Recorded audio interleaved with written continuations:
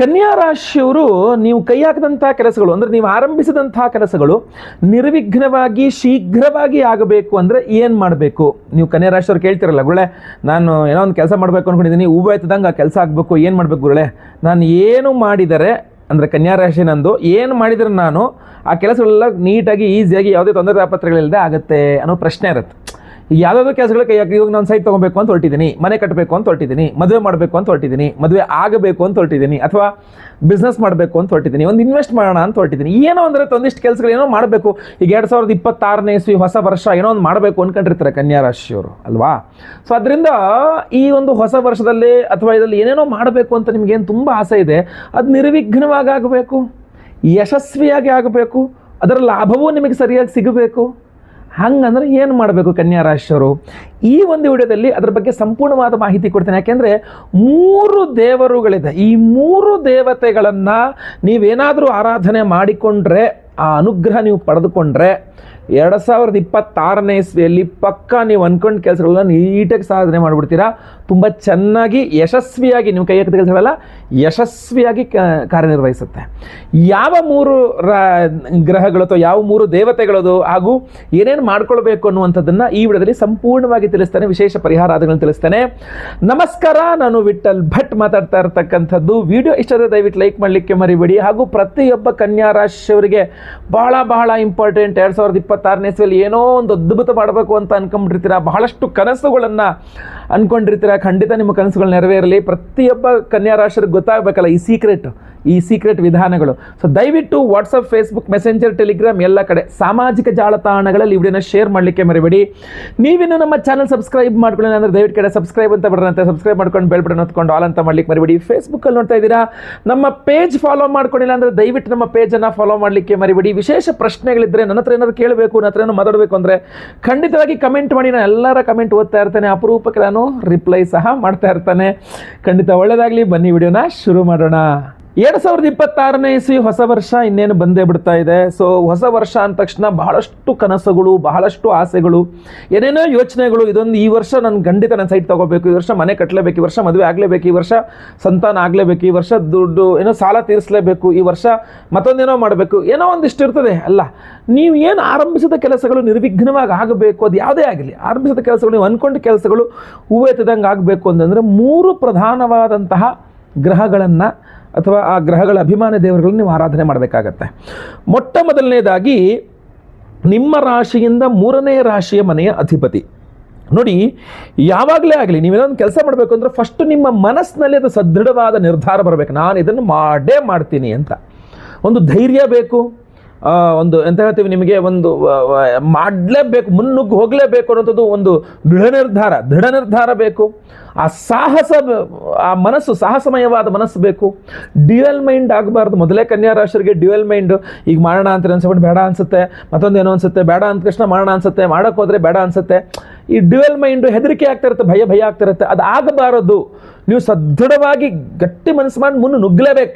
ಆ ಥರ ಬರಬೇಕು ಅಂತಂದರೆ ಮೊದಲನೇದಾಗಿ ತೃತೀಯಾಧಿಪತಿಯನ್ನು ಆರಾಧನೆ ಮಾಡಬೇಕು. ತೃತೀಯಾಧಿಪತಿ ನಿಮಗೆ ಶೌರ್ಯವನ್ನು, ಧೈರ್ಯವನ್ನು ಕೊಡ್ತಕ್ಕಂಥ ಗ್ರಹನಾಗಿರ್ತಾನೆ. ತೃತೀಯಾಧಿಪತಿ ಯಾರು? ಕನ್ಯಾ ರಾಶಿಯವರಿಗೆ ಕುಜಗ್ರಹ. ಸೊ ನೀವು ಕುಜನ ಆರಾಧನೆಯನ್ನು ಯಾವ ಕನ್ಯಾ ರಾಶಿಯವ್ರು ಮಾಡ್ತೀರೋ ನಿಮ್ಮಲ್ಲಿ ಧೈರ್ಯ ಜಾಸ್ತಿ ಆಗುತ್ತೆ, ನಿಮ್ಮಲ್ಲಿ ಶೌರ್ಯ ಜಾಸ್ತಿ ಆಗುತ್ತೆ. ಮುನ್ನು ನುಕ್ಕೊಂಡು ಹೋಗಿ ನಾನು ಮಾಡೇ ಮಾಡ್ತೀನಿ ಅಂತೇಳಿ ಮಾಡ್ತೀರಾ? ಖಂಡಿತ ಫಸ್ಟ್ ಅದು ಬರಬೇಕು ನಿಮ್ಮಲ್ಲಿ. ಸೊ ಕುಜನ ಆರಾಧನೆ ಮಾಡಬೇಕು. ಕುಜನ ಆರಾಧನೆ ಅಂದರೆ ಏನು ಮಾಡಬೇಕು? ನೀವು ಪ್ರತಿ ದಿನ ಅಥವಾ ಪ್ರತಿ ಮಂಗಳವಾರ ನೀವು ಬೆಳಗ್ಗೆ ಎದ್ದು ಸ್ನಾನ ಮಾಡಿಕೊಂಡು ಒಂದು ಕುಜ ಅಷ್ಟೋತ್ರ ಪಠನೆ, ಸುಬ್ರಹ್ಮಣ್ಯ ಅಷ್ಟೋತ್ರ ಪಠನೆ, ಒಂದು ಪೇಪರು ಪೆನ್ನು ತಗೊಳ್ಳಿ, ವೈಟ್ ಕಲರ್ ಪೇಪರ್ನಲ್ಲಿ, ರೆಡ್ ಇಂಕಲ್ಲಿ, ಕೆಂಪು ಪೆನ್ನಿದ್ರಲ್ಲಿ ಓಂ ಕುಜಾಯ ನಮಃ ಅಥವಾ ಓಂ ಸುಬ್ರಹ್ಮಣ್ಯಾಯ ನಮಃ ದಿನಾ 108 ಸಾರಿ ಬರ್ಕೊಂಡು ಹೋಗಿ. ಅಥವಾ ಮನೆ ಹತ್ರ ಯಾರು ಸುಬ್ರಹ್ಮಣ್ಯನ ದೇವಸ್ಥಾನ ಇದ್ರೆ ಹೋಗಿ ಒಂದು ಕುಂಕುಮಾರ್ಚನೆ ಮಾಡಿಸಿ. ಆ ಕುಂಕುಮ ಯಾವಾಗಲೂ ನಿಮ್ಮ ಹಣೆಯಲ್ಲಿ ಇರೋಂಗೆ ನೋಡ್ಕೊಳ್ಳಿ. ಒಂದು ಕೆಂಪು ವಸ್ತ್ರ, ಪಂಚೆ, ಶಲ್ಯ ಇತ್ಯಾದಿ ಕೆಂಪು ಬಣ್ಣದ್ದು ನೀವು ಯಾವುದು ಪುರೋಹಿತರಿಗೆ ದೇವಸ್ಥಾನದಲ್ಲಿ ದಾನ ಮಾಡಿ. ಅವರಿಗೆ ಮಂಗಳವಾರ ದಿವಸ ತುಂಬ ಅನುಕೂಲ ಆಗುತ್ತೆ. ತೊಗರಿಬೇಳೆ ದಾನ ಮಾಡಿ, ತುಂಬ ಒಳ್ಳೆಯದಾಗುತ್ತೆ ನಿಮಗೆ. ಸುಬ್ರಹ್ಮಣ್ಯ ಕ್ಷೇತ್ರಗಳ ದರ್ಶನ ಎಲ್ಲದೂ ಸಹ ನೀವು ತುಂಬ ಅನುಕೂಲ ಆಗ್ತಕ್ಕಂಥ ವಿಧಾನಗಳಿದು. ಇದು ಮೊದಲನೇದಾಯಿತು. ಕುಜ ಮೊದಲನೇ ಹೆಜ್ಜೆ ಕುಜ ಆಗಿರ್ತಾನೆ.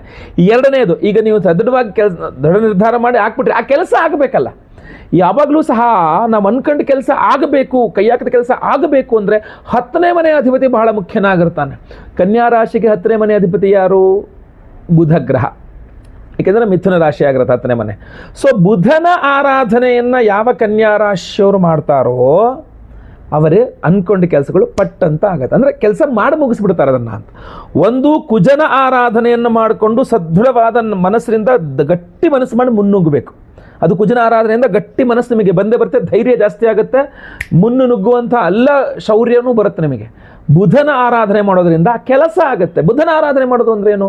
ವಿಷ್ಣು ಸಹಸ್ರನಾಮ ಓದ್ಕೊಳ್ಳಿ ಪ್ರತಿ ದಿವಸ. ಓಂ ನಮೋ ನಾರಾಯಣಾಯ ಅಷ್ಟಾಕ್ಷರಿ ಮಂತ್ರ ಇದು. ದಿನ ಒಂದು 336 ಬಾರಿ ಜಪ ಮಾಡಿ ಇದನ್ನು. ವಿಷ್ಣು ಸಹಸ್ರನಾಮ ಯಾವಾಗಲೂ ಕೇಳಿಸ್ಕೊಳ್ತಾ ಇರಿ. ಮನೆ ಹತ್ರ ರಾಮ, ಕೃಷ್ಣ, ವೆಂಕಟೇಶ್ವರ, ರಂಗನಾಥ, ಲಕ್ಷ್ಮೀ ನರಸಿಂಹ, ವಿಷ್ಣು ಸಂಬಂಧಿತ ದೇವಸ್ಥಾನಗಳಲ್ಲಿ ಬುಧವಾರಗಳು ಹೋಗಿ ತುಳಸಿಯಲ್ಲಿ ಅರ್ಚನೆ ಮಾಡಿಸಿ ಆ ತುಳಸಿಯನ್ನು ಜೇಬಲ್ ಹಾಕೊಂಡು ಓಡಾಡಿ. ನಿಮ್ಮ ಕೆಲಸಗಳೆಲ್ಲ ಪಟ ಪಟ ಪಟ ಪಟ ಆಗ್ಬಿಡುತ್ತೆ, ಅನ್ಕಂಡು ಕೆಲಸಗಳೆಲ್ಲ ಆಗ್ಬಿಡುತ್ತೆ. ಸೊ ಅದರಿಂದ ಕುಜನ ನಂತರ ನಿಮಗೆ ಬುಧನ ಆರಾಧನೆಯನ್ನು ಮಾಡಬೇಕು. ಇನ್ನು 3ನೇ ವಿಚಾರ ಏನು? ಒಂದು ಮನಸ್ಸಿಗೆ ಬಂತು, ಧೈರ್ಯ ಮಾಡಿದ್ರಿ, ಕುಜನ ಆರಾಧನೆ ಮಾಡಿದ್ರಿ, ಧೈರ್ಯ ಬಂತು, ಮುನ್ನುಗ್ಗಿದ್ರಿ, ಬುಧನ ಆರಾಧನೆ ಮಾಡಿದ್ರಿ, ಕೆಲಸ ಆಗೋಯ್ತು. ಕೆಲಸ ಮಾಡಿ ಮುಗಿಸ್ಬಿಟ್ರಿ. ಕೆಲಸ ಏನಕ್ಕೆ ಮಾಡ್ತೀವಿ ಸ್ವಾಮಿ? ಏನೋ ಒಂದು ಲಾಭಾಪೇಕ್ಷೆ ಇರುತ್ತೆ.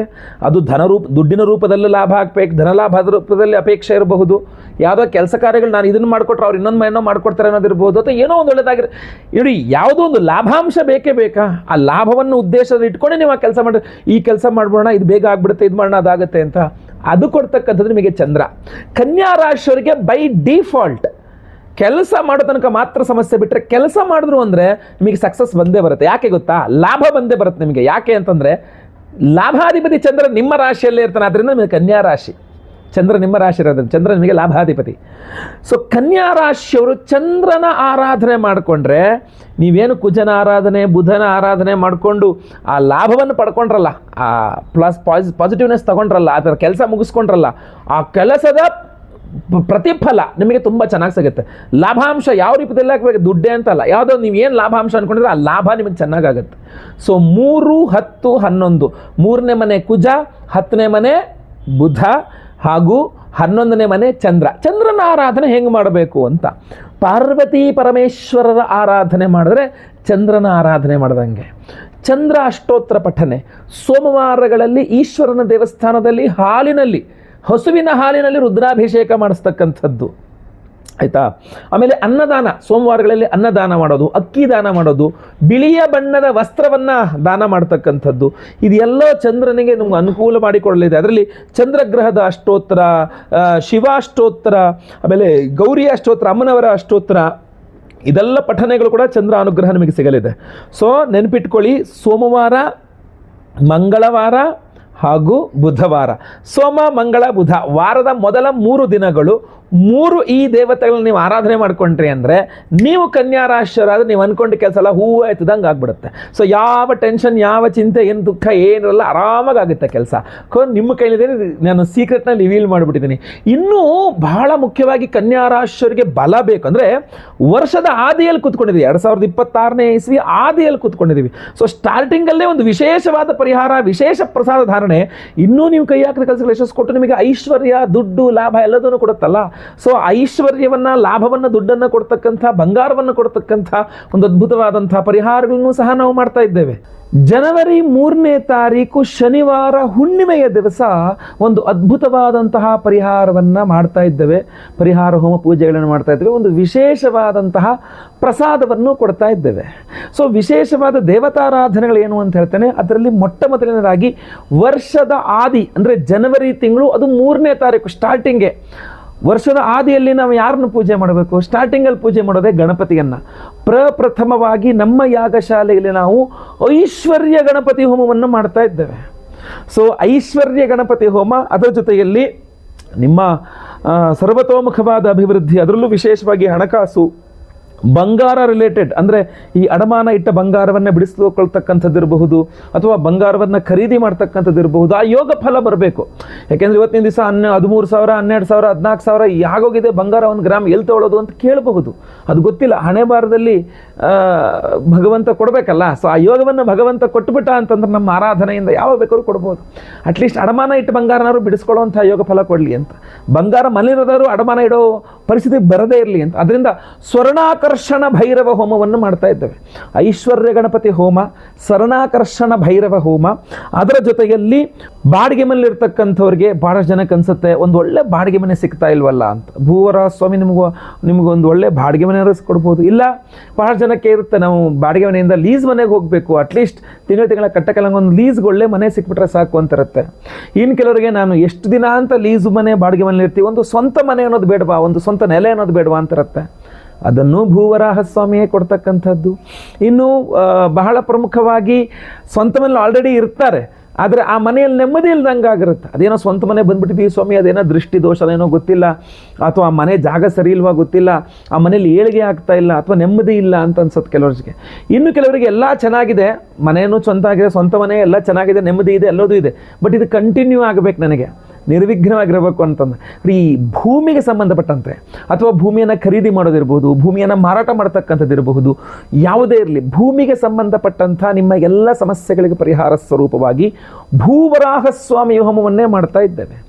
ಐಶ್ವರ್ಯ ಗಣಪತಿ ಹೋಮ, ಆಮೇಲೆ ಸ್ವರ್ಣಾಕರ್ಷಣ ಭೈರವ ಹೋಮ, ಲಕ್ಷ್ಮೀ ಭೂವರಾಹ ಸ್ವಾಮಿಯ ಹೋಮ, ಅದರ ಜೊತೆಯಲ್ಲಿ ಸಂತಾನ ಗೋಪಾಲ ಹೋಮ. ಸಂತಾನ ಇಲ್ಲವರಿಗೆ ಸಂತಾನ ಆಗಬೇಕು, ಸಂತಾನ ಇರೋರಿಗೆ ಮಕ್ಕಳ ವಿಚಾರದಲ್ಲಿ ಇನ್ನೂ ಸ್ವಲ್ಪ ಅನುಕೂಲ ಆಗಬೇಕು ಅನ್ನುವ ಕಾರಣಕ್ಕೆ ಸಂತಾನ ಗೋಪಾಲ ಕೃಷ್ಣ ಹೋಮ.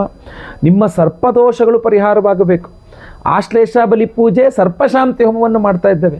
ಗುರುದೋಷ ಇರುವವರಿಗೆ ಅದು ಪರಿಹಾರವಾಗಿ ಗುರು ಬಲ ಸಿಗಬೇಕು, ಗುರುಶಾಂತಿ ಹೋಮ. ಅಷ್ಟಮ ಶನಿ, ಪಂಚಮ ಶನಿ, ಅರ್ಧಾಷ್ಟಮ ಶನಿ, ಸಾಡೆ ಸಾತಿ ಇತ್ಯಾದಿ ಎಲ್ಲ ಪರಿಹಾರವಾಗಬೇಕು, ಶನಿಶಾಂತಿ ಹೋಮ. ಸಮಸ್ತ ಗ್ರಹಚಾರ ಪೀಠ ಪರಿಹಾರವಾಗಬೇಕು, ಮಹಾನವಗ್ರಹ ಶಾಂತಿ ಹೋಮಗಳನ್ನೇ ಮಾಡ್ತಾ ಇದ್ದೇವೆ. ಇಷ್ಟೆಲ್ಲ ಹೋಮಗಳನ್ನು ಮಾಡಿ ಒಂದು ವಿಶೇಷವಾದಂತಹ ಪ್ರಸಾದವನ್ನು ಕೊಡ್ತಾ ಇದ್ದು ನೋಡಿ. ಇಷ್ಟು ದೊಡ್ಡ ವಿಶೇಷವಾದ ಪ್ರಸಾದದ ಬಾಕ್ಸ್ ಇಷ್ಟು ದೊಡ್ಡದಾಗಿದೆ, ಬಹಳ ವಿಶೇಷವಾದ ಪ್ರಸಾದವನ್ನು ನಾವು ಕೊಡ್ತಾ ಇರತಕ್ಕಂಥದ್ದು. ಅದುವೇ ಉಪರತ್ನಗಳ ಒಂದು ನವರತ್ನ ಮಾಲೆಯನ್ನೇ ಕೊಡ್ತಾ ಇದ್ದೇವೆ. ನಿಮಗೆ ಕಾಣಬಹುದು ಒಂದು ಅದ್ಭುತವಾದಂತಹ ನವರತ್ನ ಮಾಲೆ, ನಾನು ಕೂಡ ಇಲ್ಲಿ ಧಾರಣೆ ಮಾಡಿಕೊಂಡಿರ್ತಕ್ಕಂಥದ್ದು ಕಾಣಬಹುದು. ಈ ವಿಶೇಷವಾದಂತಹ ಉಪರತ್ನಗಳ ನವರತ್ನ ಮಾಲೆ, ಇದರಲ್ಲೊಂದು 6 ಸೆಟ್ಗಳ ನವರತ್ನ ಇದೆ. 9 ನವರತ್ನ ಇರುತ್ತಲ್ಲ, ಅದರ 6 ಉಪರತ್ನಗಳ ಸೆಟ್ ಇದೆ, ಹಾಗೂ ಮಧ್ಯದಲ್ಲೊಂದು ರುದ್ರಾಕ್ಷಗಳನ್ನು ಹಾಕಿದ್ದೇವೆ ನಾವು. ತುಂಬ ಸುಂದರವಾಗಿ ಬರ್ತಕ್ಕಂಥದ್ದು. ಈ ಬಾಕ್ಸ್ ಸಮೇತ ಈ ಬಾಕ್ಸಲ್ಲೇ ಹಾಕಿ ಕಳಿಸ್ಕೊಡ್ತೇವೆ. ಎಲ್ಲ ಪ್ರಸಾದಾದಿಗಳನ್ನೆಲ್ಲ ಇದರಲ್ಲೇ ಇಟ್ಟು ಎಲ್ಲ ಹೋಮಗಳ ಭಸ್ಮ, ನಾಗಾರಾಧನೆಯ ಅರಿಶಿನ ಪ್ರಸಾದ ಸಹಿತವಾಗಿ ನಾವು ಈ ಒಂದು ವಿಶೇಷವಾದ ಬಾಕ್ಸ್ನಲ್ಲೇ ಈ ಎಲ್ಲ ಪ್ರಸಾದಗಳನ್ನು ನಾವು ನಿಮಗೆ ಕಳಿಸ್ಕೊಡ್ತಾ ಇದ್ದೇವೆ. ಸೊ ಆದ್ದರಿಂದ ಸಂಕಲ್ಪ ಸೇವೆಗೆ ದಯವಿಟ್ಟು ಸ್ಕ್ರೀನ್ ಮೇಲೆ ಇರ್ತಕ್ಕಂಥ ನಂಬರ್ಗೆ ನಿಮ್ಮ ಹೆಸರು, ಗೋತ್ರ ಗೊತ್ತಿದ್ರೆ, ನಕ್ಷತ್ರ ಗೊತ್ತಿದ್ರೆ, ರಾಶಿ ಗೊತ್ತಿದ್ರೆ, ಹಾಗೂ ನಿಮ್ಮ ವಿಳಾಸ, ನಿಮ್ಮ ಹೆಸರು ವಿಳಾಸ ಅಷ್ಟೇ ಕಳಿಸರು ಪರವಾಗಿಲ್ಲ. ಸ್ಕ್ರೀನ್ ಮೇಲೆ ಇರ್ತಕ್ಕಂಥ ನಂಬರ್ಗೆ ಬೇಗ ಬೇಗ ನಿಮ್ಮ ವಿವರಗಳನ್ನು ವಾಟ್ಸಪ್ ಮಾಡ್ಕೊಳ್ಳಿ. ಅವತ್ತಿನ ದಿವಸ ಜನವರಿ 3ನೇ ತಾರೀಕು ಶನಿವಾರ ಹುಣ್ಣಿಮೆಯ ದಿವಸ ಬೆಳಗ್ಗೆ ಒಂದು 6:30 ಸಂಕಲ್ಪ ಸೇವೆ ಏನು ಶುರುವಾಗಲಿದೆ. ಲೈವಲ್ಲಿ ನಿಮ್ಮ ಹೆಸರು ಸಂಕಲ್ಪ ಆಗುತ್ತೆ, ನಾನೇ ನಿಮ್ಮ ಹೆಸರು ಲೈವಲ್ಲಿ ಸಂಕಲ್ಪ ಮಾಡ್ತೇನೆ. ನಿಮ್ಮ ಹೆಸರು ಸಂಕಲ್ಪ ಆಗ್ತಕ್ಕಂಥದ್ದು ಲೈವಲ್ಲಿ ನೀವು ನೋಡ್ಕೊಳ್ಬಹುದು, ಕೇಳಿಸ್ಕೊಳ್ಬಹುದು. ಎಲ್ಲ ಹೋಮಗಳು ಲೈವಲ್ಲಿ ಇರ್ತದೆ. ಹಾಗೂ ಪ್ರಸಾದ ಸೋಮವಾರ ದಿವಸ, ಯಾಕೆಂದರೆ ಶನಿವಾರ ಹೋಮ ಆಗುತ್ತೆ, ಭಾನುವಾರ ರಜೆ ಇರುತ್ತೆ. ಸೋಮವಾರ ದಿನ ಬೆಳಗ್ಗೆ ನಿಮಗೆ ಎಲ್ಲ ಹೋಮಗಳ ಭಸ್ಮ, ನಾಗಾರಾಧನೆ, ಅರಿಶಿನ ಪ್ರಸಾದ ಜೊತೆಗೆ ಈ ವಿಶೇಷವಾಗಿರತಕ್ಕಂತಹ ಒಂದು ಉಪರತ್ನಗಳ ನವರತ್ನ ಮಾಲೆಗಳನ್ನು ಪ್ರತಿಯೊಬ್ಬರಿಗೂ ಸಹ ನಾವು ಸ್ಪೀಡ್ ಪೋಸ್ಟ್ ಮೂಲಕ ಕಳಿಸ್ಕೊಡ್ತಾ ಇದ್ದೇವೆ. ಬೇಗ ಬೇಗ ನಿಮ್ಮ ವಿವರಗಳನ್ನು ವಾಟ್ಸಪ್ ಮಾಡ್ಕೊಳ್ಳಿ, ಯಾಕೆಂದರೆ ಇದೊಂಥರ ಲಿಮಿಟೆಡ್ ಸ್ಟಾಕು, ವರ್ಷಕ್ಕೆ ಒಂದೇ ಸಲ ನಾವು ಇದನ್ನು ಮಾಡಿ ಕೊಡ್ತಾ ಇರ್ತಕ್ಕಂಥದ್ದು. ಎಲ್ಲರಿಗೂ ಸಹ ಸ್ಕ್ರೀನ್ ಇರ್ತಕ್ಕಂಥ ಎಷ್ಟು ಬೇಕೋ ಬೇಗ ಬೇಗ ನಿಮಗೆ ಒಬ್ಬರಿಗೆ ಒಂದು ಸಂಕಲ್ಪ ಸೇವೆಗೆ ಒಂದು ಪ್ರಸಾದ ಮಾಲೆಯನ್ನು ಕೊಡ್ತೇವೆ, ಉಪರತ್ನಗಳ ನವರತ್ನಗಳ ಮಾಲೆಯನ್ನು. ಸೊ ಎಷ್ಟು ಬೇಕೋ ಅಷ್ಟು ನೀವು ಬೇಗ ಬೇಗ ನಿಮ್ಮ ಹೆಸರನ್ನ ರಿಜಿಸ್ಟರ್ ಮಾಡ್ಕೊಳ್ಳಿ. ಖಂಡಿತವಾಗಿ ಒಳ್ಳೆಯದಾಗಲಿ. ಈ ವಿಡಿಯೋ ಇಷ್ಟ ಆದರೆ ದಯವಿಟ್ಟು ಲೈಕ್ ಮಾಡಲಿಕ್ಕೆ ಮರಿಬೇಡಿ. ಪ್ರತಿಯೊಬ್ಬರಿಗೂ ಈ ವಿಡಿಯೋ ರೀಚ್ ಆಗಬೇಕು. ದಯವಿಟ್ಟು ವಾಟ್ಸಪ್, ಫೇಸ್ಬುಕ್, ಮೆಸೆಂಜರ್, ಟೆಲಿಗ್ರಾಮ್ ಎಲ್ಲ ಕಡೆ ಸಾಮಾಜಿಕ ಜಾಲತಾಣಗಳಲ್ಲಿ ವಿಡಿಯೋನ ಶೇರ್ ಮಾಡಲಿಕ್ಕೆ ಮರಿಬೇಡಿ. ನೀವಿನ್ನೂ ಚಾನಲ್ ಸಬ್ಸ್ಕ್ರೈಬ್ ಮಾಡ್ಕೊಳ್ಳಿ ಅಂದರೆ ದಯವಿಟ್ಟು ಕೆಳಗಡೆ ಸಬ್ಸ್ಕ್ರೈಬ್ ಅಂತ ಬಟನ್ ಇರುತ್ತೆ, ಸಬ್ಸ್ಕ್ರೈಬ್ ಮಾಡಿಕೊಂಡು ಬೆಲ್ ಬಟನ್ ಹೊತ್ಕೊಂಡು ಆಲ್ ಅಂತ ಮಾಡಲಿಕ್ಕೆ ದಯವಿಟ್ಟು ಮರಿಬೇಡಿ. ಮುಂದಿನ ವಿಡಿಯೋದಲ್ಲಿ ಮತ್ತೆ ಪುನಃ ಸಿಗ್ತೇನೆ. ಎಲ್ಲರಿಗೂ ಸಹ ಒಳ್ಳೆಯದಾಗಲಿ. ಲೋಕ ಸಮಸ್ತ ಸುಖಿನೋ ಭವಂತು. ನಾರಾಯಣ ನಾರಾಯಣ ನಾರಾಯಣ.